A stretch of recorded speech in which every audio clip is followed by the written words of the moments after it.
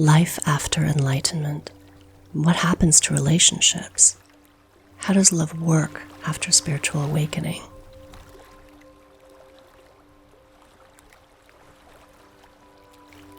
I was alone in the woods on a summer night when suddenly I woke up, instantly, spectacularly, and completely out of the blue.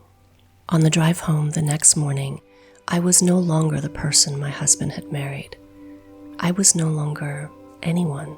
My husband sat in silent astonishment as I tried to explain to him what had become of me while I was gone for the weekend.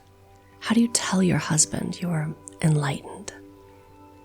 He could see it, though. He could see that I was entirely different, even though he couldn't really understand what that meant.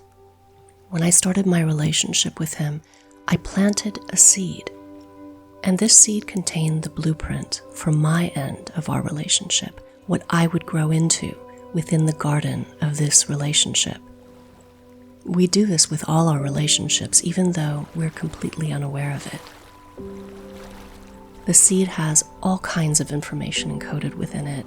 An acorn doesn't grow into a thistleweed. And this information is taken from the past, and not just from the past of this incarnation. You can't know what the plant will be until it starts to grow. Is it a strangling vine? Is it a giant redwood tree? Time will tell. Then what? The tree changes, depending on conditions. Is there enough light, water, nourishment? It changes depending on events as well. Fire, flood, disease. The potential is determined by the seed, but the outcome is altered by life. The plant is not the relationship. It is who you become in the relationship. When I woke up, all my seeds disappeared, as though they were recalled back to their source. All the plants that had sprung from them disappeared as well. My husband had a relationship with a giant sequoia, but suddenly the tree was gone, and there was only myself standing in its place. Some of you will find this rather cryptic, but some will start to grasp this right away, and this understanding will continue to deepen and unfold over time. How difficult it was for him, my husband.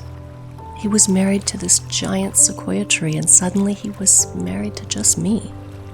Every understanding, every carefully negotiated treaty, every ambivalence, every condition, every power struggle, every unfulfilled longing, every disappointment, every hope that he would change, every expectation, every notion of entitlement, and all friction between my persona and his all vanished in one moment. And this happened in all my relationships. The tree, the flower, the poisonous bush, the fruit-bearing vine, all were gone, and I have no more seeds. My relationships are all seedless.